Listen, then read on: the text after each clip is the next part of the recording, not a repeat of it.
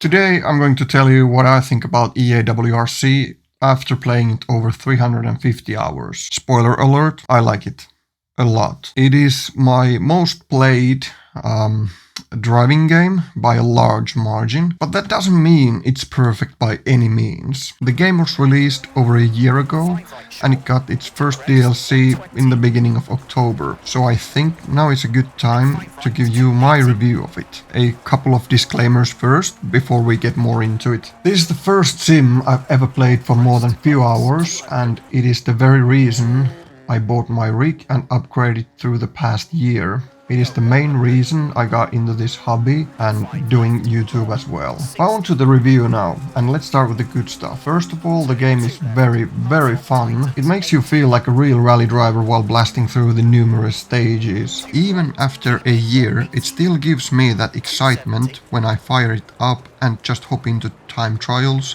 clubs or custom rallies in quick play against AI. Chart 30, 5 left, half long. And while we're talking about game modes, the game has always had more than enough game modes to keep me interested in it. At first, I did pretty much nothing but time trials, which was a good first step to start learning on how to drive. Then I transitioned driving clubs against other people, and then competed against AI in quick play championships. These days I rarely do time trials unless I'm driving with friends or for some reason want to practice a certain location. Most of my time is spent driving various clubs, which I think are awesome. I've even made one myself, which is quite active, but more players are always more than welcome to join. And the focus of the club has always been to be a very challenging one to drive through. Okay, enough advertising. What I like about the clubs the most is that one can compete against other players when one has the time to do so. As a quite busy family man, it is really important to me because, like in some other games where the race is in a set time, it can be difficult or even impossible to join at that time. And of course, there is no possibility to pause the game. While it's never optimal to have interruptions, at least it does not necessarily completely ruin the race in this game. Then of course there is the career mode, which I haven't really played that much. I've tried to start it a couple of times, but both of those times I ended up not playing past the first couple of races. It had too much fluff in it for my taste, and while I sort of get the intention behind some decisions, it doesn't mean I like or agree with them. For example, I don't like that it takes a whole week to hire an engineer and you can't do a race in the same week. Or it takes a whole week to rest the staff and again one is not able to drive during that week. Like, is the staff working 24/7 and not resting at all? I don't get it. Maybe I'll give the career mode yet another shot in the future, but for now I'm not going to bother. It's not for me, and I'm okay with that. I think now is a good moment to acknowledge the moments, which is yet another game mode. One can relive or experience these sort of historic moments from the past rallies, and there are some imaginary ones as well. While I haven't done a bunch of them, I generally do like them. They don't seem to be that difficult to pass, or at least not the ones I've tried. And while they're nothing spectacular, I like them and definitely adds variance to the game. On top of those, there's also championships and rally school. I haven't tried the championships yet, and the rally school only once, but hey, at least they are there. Rally school is meant for teaching the player how to drive a rally car. Like I said, I did try it, but after failing a couple of times, I decided that I'm just too good for the rally school. The next great thing is that this game has quite a lot of different stages and locations. Granted, the longer stages are spliced into smaller ones to have more stages, and while it's not the ideal approach, I still prefer it over not having those stages. And if nothing else, it gives possibility to practice parts of the longer stages. And speaking of those longer stages, it's one thing that is absolutely awesome. I love having these really long stages, which can be really gruesome to get through, especially in bad weather. The feeling you get when you manage to really push through a long stage and make good time, it's something else. Or the amount of frustration one gets to feel when messing up at the very end of a long stage. I've certainly had my share of, well, all kinds of emotions driving through the longer and shorter stages during this year. And let's not forget about the cars. There are plenty of cars to choose from in this game. Quite a lot of different car classes as well. While all classes are not treated equal, more on that later, they are mostly balanced enough and usually have several cars to choose from. I wouldn't argue against having more cars in this game, but I think the amount we have is good enough. For now. I especially like the Rally 1 and Group B cars, and I'm not alone in that. Quite a lot of people tend to favor the Rally 1 and Rally 2 cars, which means the competition on the leaderboard is a lot tougher with those cars, because the sheer number of entries, like thousands. Compare that to some other car classes where the amount of entries can be counted in hundreds or even tens. I guess we're sort of transitioned to talk about the leaderboards now, which is something I did want to talk about. I do like the leaderboard implementation, sort of. There is for sure a lot to improve, but let's focus on the good things first. In my opinion, it was a good decision to have a separate leaderboard for each car class. One can easily see if they were the fastest driver within that class instead of scrolling through the leaderboards and try to figure out if that is the case. And like I mentioned before, people tend to favor the Rally 1 and Rally 2 classes, which means it is so much harder to reach, let's say, top 100 in Rally 1 car compared to something like a 1600, simply because the amount of entries is so much less. That really isn't the game's fault, but it's something I wanted to point out. It probably would have made more sense to transition into the tuning aspect from the cars instead of leaderboards, but here we are. The tuning of the cars is something I like. It is versatile enough, at least for my needs. I get that there are probably some more hardcore players who would prefer having the tuning to be something more like it is in Richard Burns Rally, which I've yet to try again. It was way too intimidating for a beginner / not a car person like me. But in WRC, that is just not the case. It is easy enough to learn and get the car handle better for one's own taste. To some extent. Quite a lot of different sliders to fiddle with, and if nothing else, get the placebo effect of your tuning having an effect on the handling. But like everything in life, it's not perfect either. And I'll talk about the not so good stuff later on. It looks like the next talking point on my list is gravel. I really do find the gravel as a surface to be really good to drive on, and that translates to most of the gravel stages being good and fun to drive through. Unfortunately, not all gravel is treated the same. There is heavy, medium and light gravel, and the car does handle a bit differently depending on the gravel. And I really do like the dust trails or clouds that happen when driving on gravel. One stage in particular is really good for seeing the big clouds is Basakutena in Rally Sardinia. My pronunciation of that stage name probably didn't do any favors to it, and I'm sorry for it. But in the beginning of the stage there is a lot of going back and forth through the hairpins, so it's easy to see the dust clouds, which are really cool.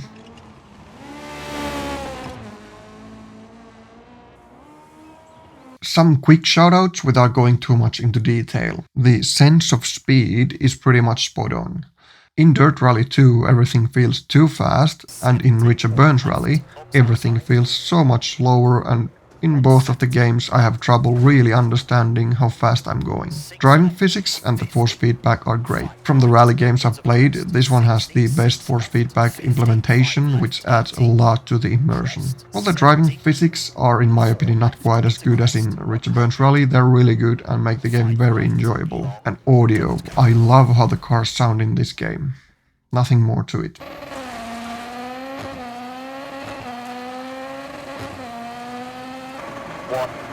Go slight right, 60, slight left, 50.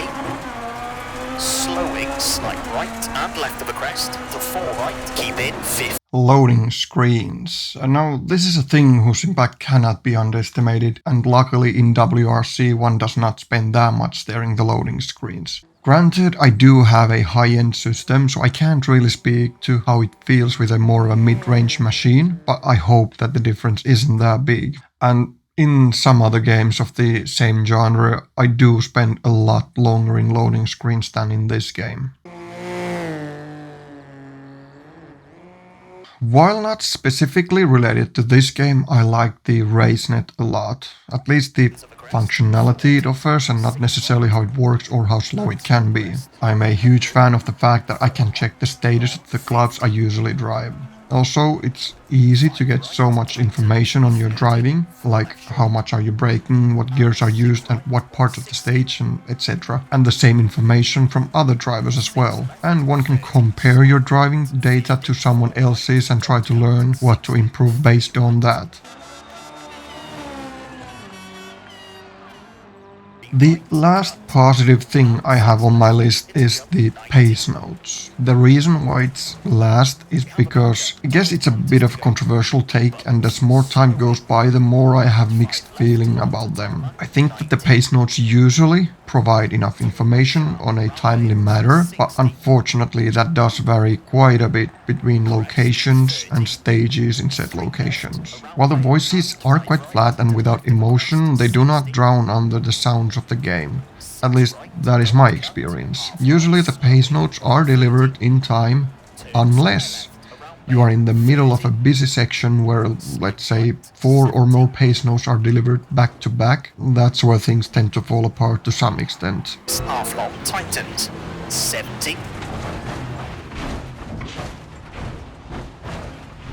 Late 4 right, 90. I think I've covered pretty much every positive aspect I wanted to, so let's move on to the things that should be improved in my opinion. And I'll even try to provide a solution or a way to improve the things I criticize. We can continue with the pace notes. There is too much variance with the pace notes even between the stages of the same location, and this is really frustrating and makes it hard or almost impossible to fully trust what your co-driver is saying. For example, a 4 right can be something that one can drive through flat out in some stages, and in some stages one has to really slow down and drop down to second gear or something.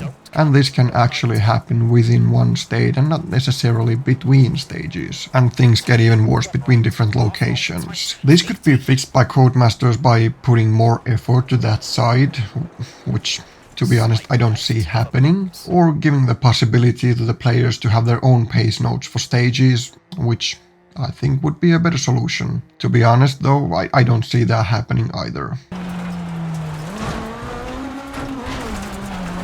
Tarmac as a surface is something which I'm not really a fan of in this game. It's definitely a lot better than it was in Dirt Rally 2, but that doesn't mean it couldn't be improved still. For me, Richard Burns Rally offers the best tarmac experience in rally games, at least in those that I've tried.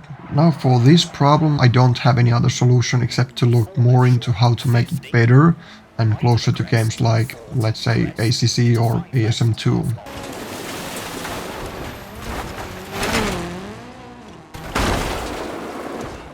The condition of tires should have a bigger impact on the grip levels. For example, when I've done the all stages in one locations against AI without service area videos, I felt that the grip levels are not that different between the 3 stages of condition: good, worn and poor. And it seems to me that there are pretty much 3 levels for the grip as well. What I mean is that it doesn't seem to affect the grip levels how much you drive with the tires that are in poor conditions. Once it is poor, the grip levels change to reflect that, and that's about it. At least that is how I've perceived it. So this could be fixed by having more gradual tire wear and grip levels.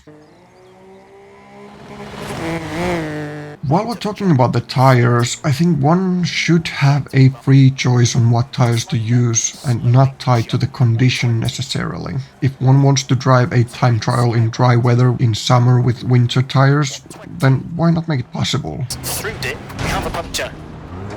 Speaking of weather, I'd really like to see it being possible to have the time trials to be possible to drive in all the different kinds of weather. I do get that with the current leaderboard implementation, it would lead to having so many different leaderboards. And this ties nicely to the negative things about the leaderboards, I have to say. While I think that is probably for the best to have separate leaderboards for wet and dry weather, I think all different weather conditions could and should be split into these 2 leaderboards, so one wouldn't be limited to just 2 types of weather in the time trials. The way I see it in my mind, that the leaderboard would actually show more information like in what kind of weather the time was driven in. I would also like to see where the added penalties come from. Was it a false start or 2 corner cuts? Stuff like that. And this information wouldn't have to be displayed on the first page of the leaderboard, but on the different page like the splits are. I would also like to be able to see if there was a puncture, but the tire was not changed, so no accrued penalty time from that, because to me it would make the time even more impressive. By the way,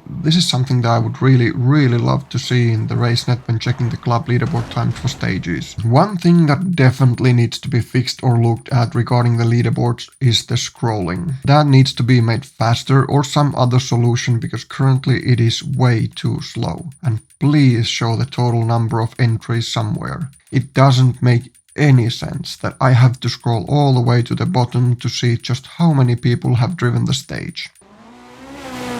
This is probably a good spot to transition to the car classes. While there are plenty of them, some of them don't have too many cars, or the cars aren't balanced enough. For example, the Rally 1 class used to have only 3 cars, Junior WRC had 1 car. Luckily, both of those were improved with the DLC, and now we have 6 Rally 1 cars and 2 Junior WRC cars. But those 2 car classes aren't the only ones that could have more cars in them. Then we have some classes where there is 1 car being so much better than the rest of the cars that the class could very well have only that car. So more cars to the classes that don't have that many to choose from, and either balance the cars in the classes or maybe splitting the classes could be looked into. I'm not entirely sure what would be the best solution for the latter problem, but I'd like to see it being dealt with.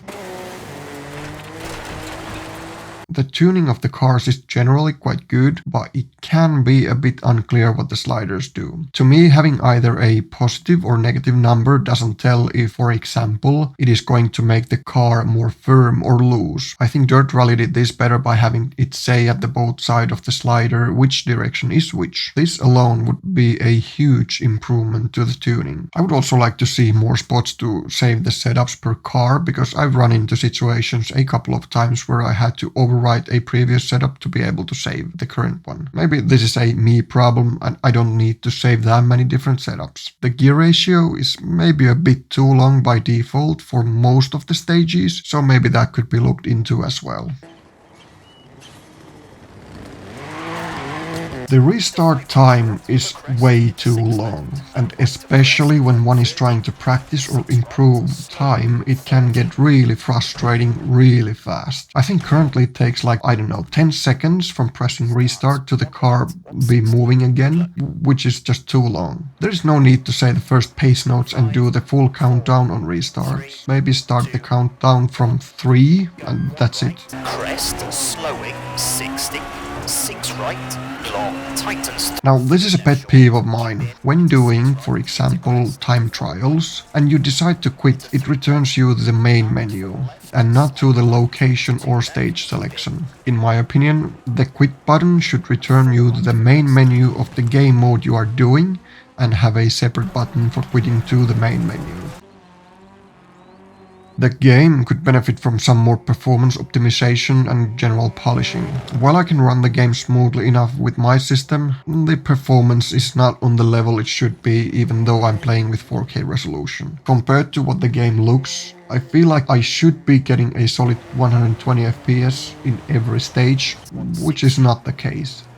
More so when using DLSS, which I do have to do. From what I've heard, a lot of people struggle with all kinds of bugs, and while I've been lucky enough not to really encounter any, except maybe some graphical glitches, it doesn't mean they don't exist. I'm gonna tie the EA anti-cheat with the performance, because for me it has really slowed down the starting of the game. So that is one aspect of the EA anti-cheat which is bad. And the second one is of course that it's a kernel level anti-cheat, which I'm not a fan of. Unfortunately I don't really have a choice since I want to play this game a lot, so it really sucks.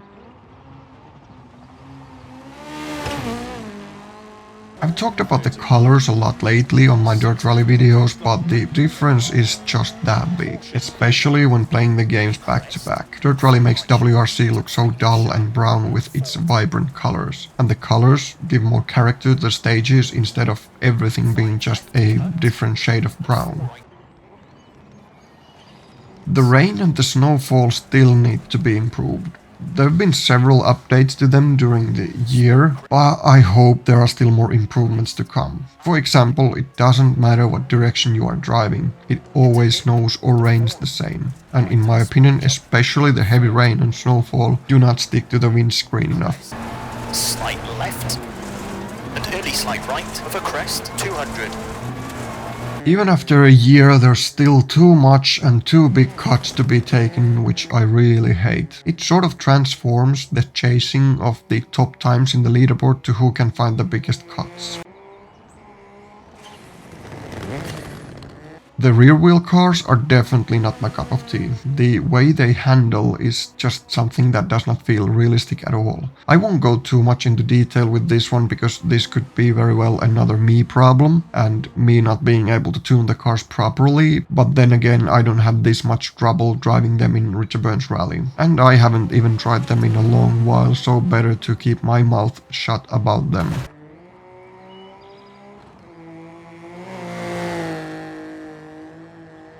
Now, this isn't necessarily tied to the game, but I haven't found a sim hub dash that could eliminate the need for the HUD elements in the game, because none of them show hybrid status or if something is broken in the car. I don't know if the game even offers the telemetry data or not, so if it actually does, then it isn't really the game's fault. Not a big problem, but would be more immersive to have everything hidden in-game. 3 right, tightens, 60.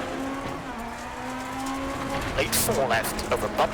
Lastly, I think the game could be a bit more realistic. I do find Richard Burns Rally to be more realistic than this game. And to be honest, this is a point I don't really care that much because this game was most likely targeted towards a different audience anyway. And if I feel the need to play something more realistic, there are games for that. Not every game needs to be the exact same way. And 4 left, very long tightens. 270 over bumps. This turned out to be a much longer review than I initially thought it would be. All in all, I really like the game. I know I did not touch some aspects at all, like triple screen support or the lack of it, or VR, but that's because I don't have the possibility to. I won't give an arbitrary number to score this game. Instead, I'll just say that it's definitely worth its price and one of the better rally games that there is. More so since it's on sale so often. No more talking, follow me. Finns in simland.